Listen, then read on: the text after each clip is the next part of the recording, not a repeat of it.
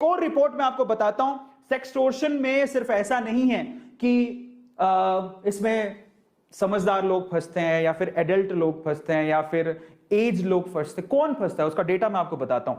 71% जो हमने डेटा निकाला है, 71% वो लोग हैं जो 18 साल के नीचे हैं। जरा समझिए, इसलिए मैं आप लोगों से कहता हूं, स्पेशली पेरेंट्स को बोलता हूं कि अपने बच्चों से बात करो इसके बारे में। क्यों नहीं बात कर रहे आप? और मैं चाहता हूं कि हर एक बच्चा अपने पेरेंट को बोले कि वीडियो जरूर देखिए।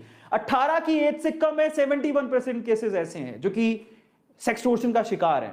14% ऐसे केसेस है जो कि माइनर है और एडल्ट है, और 12% अकेले ऐसे केसेस है जो कि एडल्ट उसके विक्टिम है, जैसे कि अभी बेंगलोर का वो लड़का। लेकिन 18 साल से कम वाले बहुत सारी लड़कियों के केसेस ऐसे हैं और बहुत सारे लड़कों के जो 18 साल से कम उनकी उम्र है और वो इसका शिकार है।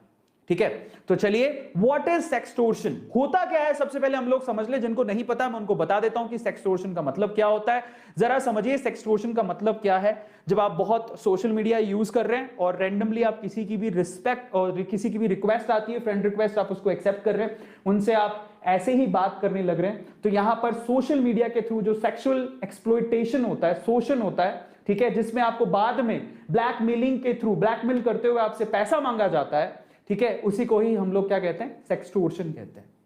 जहां पर आप फंस जाते हो अपनी फोटो की वजह से या वीडियोस की वजह से, और आप फंस जाते हो इन द सेंस आप अपने दिमाग में ऐसा हुआ बना लेते हो कि पता नहीं लोग क्या सोचेंगे, और उस वजह से आप डर के मारे पैसा देना शुरू कर देते हो।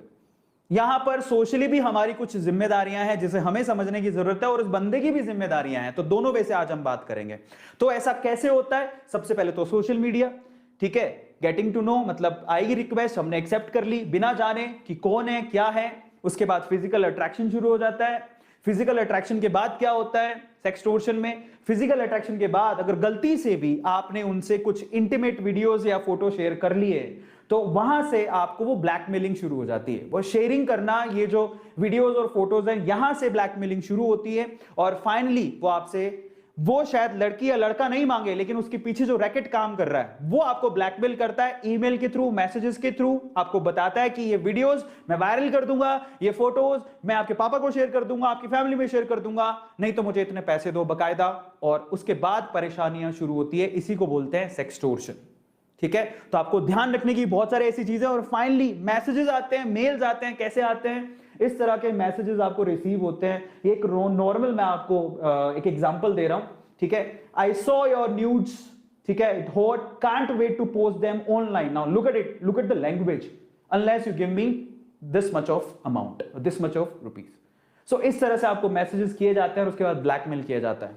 ठीक है, ये है समस्या। और उसके बाद ये प्रॉब्लम कभी खत्म नहीं होती। आप सोचते हो मैं एक बार पैसा दे दूंगा बच जाऊंगा, नहीं।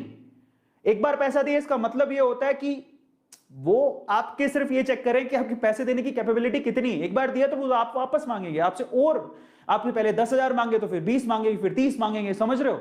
वो प्रॉब्लम है सबसे बड़ी, और वहां पे फंस जाते हैं। वो टॉर्चर जो है ना, वहीं से ही दिमाग हिलता है, और उसके बाद बच्चे ऐसा स्टेप उठा लेते हैं सुसाइड करने की। उनमें थॉट्स आने लगती हैं कि मैं अपनी जिंदगी कैसे खत्म करूं, मैंने ऐसा काम किया है, मेरी फैमिली इसके बारे में क्या सोचेगी, ब्ला ब्ला ब्ला। बहुत सारे दिमाग में ऐसी बातें आती हैं, and that is very wrong. और इन दैट केस मैं आप लोगों से चाहता हूं कि आप मुझे किसी भी वे से समझें, भाई समझें, फादर फिगर समझें, लेकिन इस बात को समझें, कुछ भी नहीं समझें कोई फर्क नहीं पड़ता है, सिर्फ इस बात को समझें कि घबराएं नहीं। धन्यवाद।